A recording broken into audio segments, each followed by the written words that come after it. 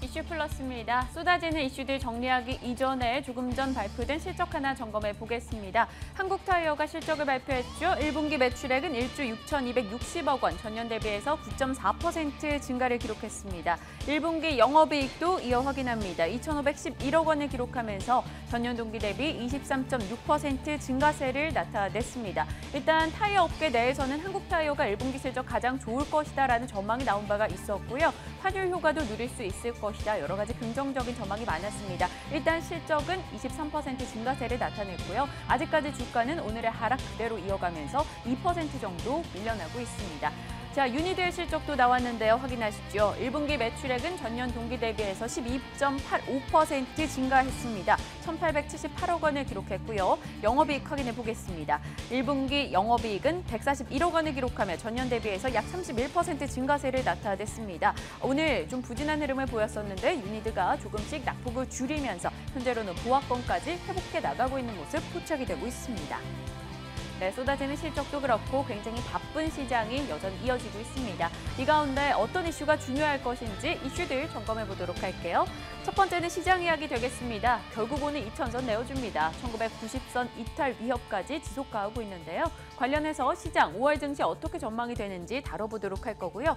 두 번째는 조선주 얘기 나눠볼게요. 하루는 오르고 하루는 내리고 또 어떤 날은 서로 전혀 다른 행보를 보여주고 있고 요즘 조선사들 어지럽게 주가 움직임 이어갑니다. 관련한 내용들 점검해 보겠습니다. 자, 그리고 오늘 3시경에 발표가 될 예정인데요. 시내 면세점 추가안이 발표됩니다. 관련주들 희비가 좀 엇갈릴 텐데 어떻게 대응을 해야 되는 것인지 그 내용과 전략까지 이어볼게요. 그 뒤로는 삼성물산 그리고 어부부 반도체 이야기까지 살짝 코멘트해 보겠습니다. 자, 첫 번째 이야기는 시장 이야기가 될 것 같습니다. 한 달 동안 2,000선 위에서 좀 제자리 걸음을 보이는 듯 하더니 오늘은 결국 2,000선을 이탈했습니다. 현재 시장 어떤 이야기들이 전해지고 있는지 점검해 보도록 하겠습니다.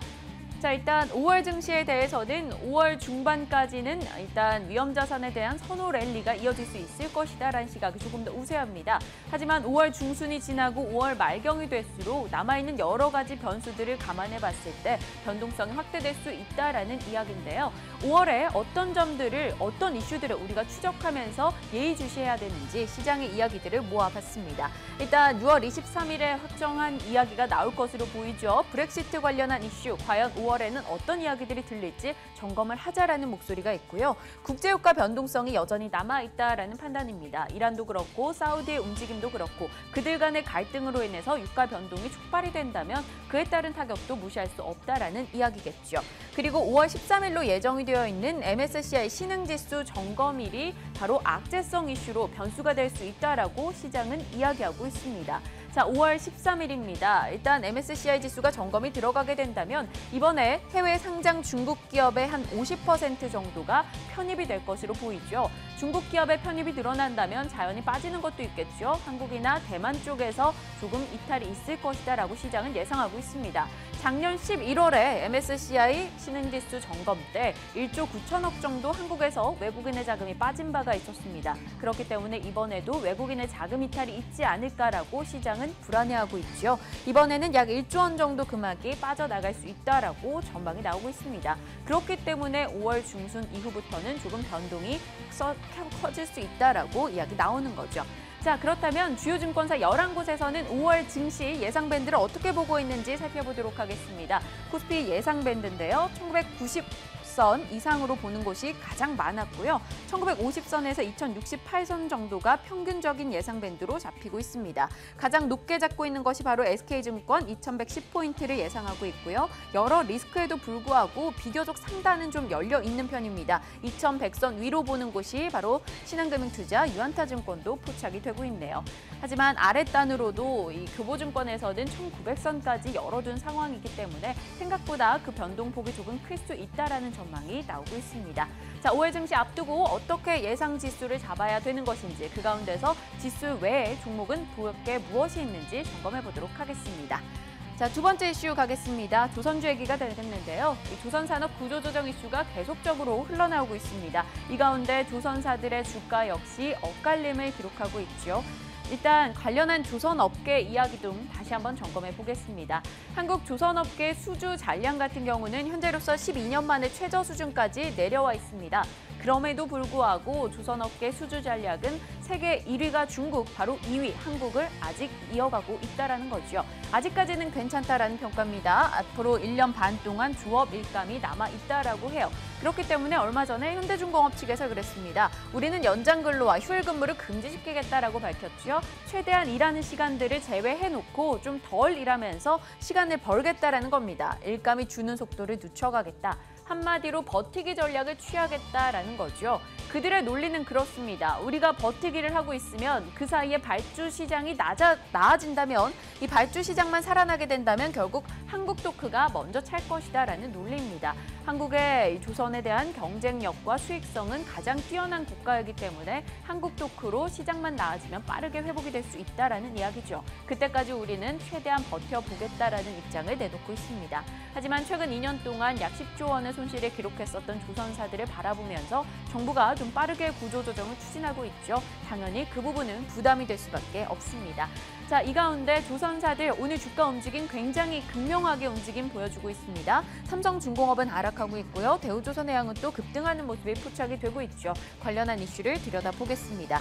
삼성중공업 같은 경우는 FLNG 계약이 해지가 됐다라고 합니다. 약 5조 원 이상의 규모였고요. 이는 2014년도 매출의 40%를 차지하는 금액이기도 했습니다.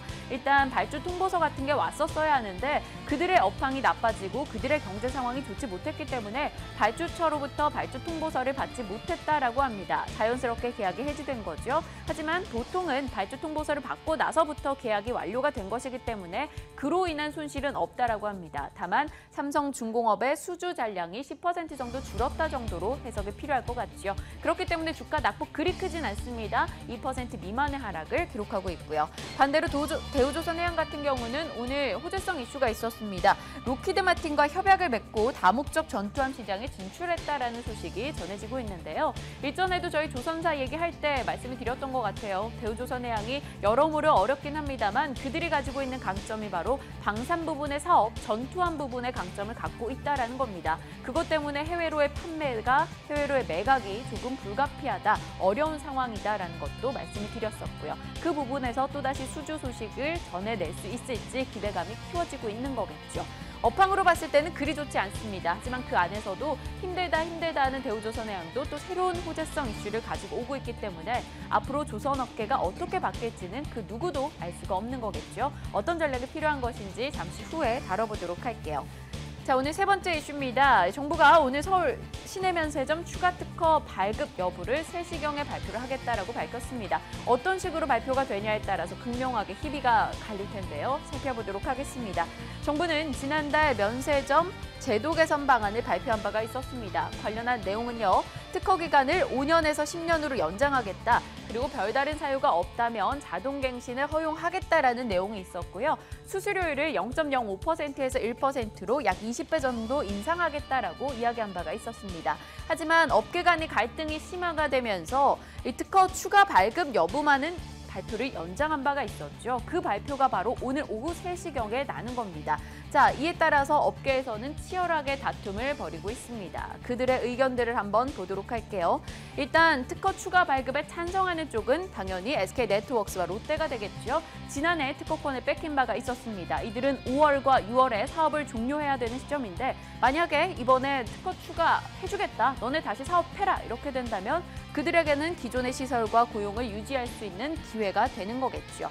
자, 일단 만약 2곳이 추가가 된다면 이들 2 업체가 될 게 유력하다라고 시장은 꼽고 있는 상황이고요. 3곳이나 4곳이 된다면 현대백화점이나 이랜드 등이 들어갈 수 있다라고 시장은 전망하고 있습니다. 규정상으로는 5곳까지 추가가 가능하지만 아마 3곳에서 4곳 정도만 추가가 될 것이다라고 시장은 예상하고 있습니다.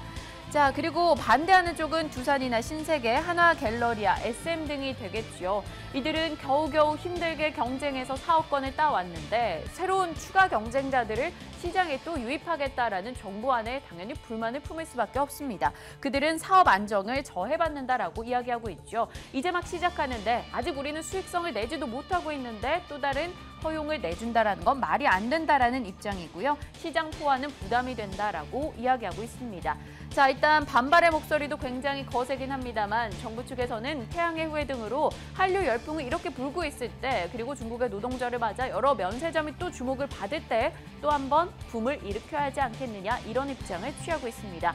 관련 오늘 이 특허 발표 여부에 대해서 여러분 잘 추적하시면서 몇 곳이 추가되는지도 꼼꼼하게 체크하시는 거 필요하겠습니다. 물론 저희 머니투데이 방송에서 체크는 해드릴 겁니다.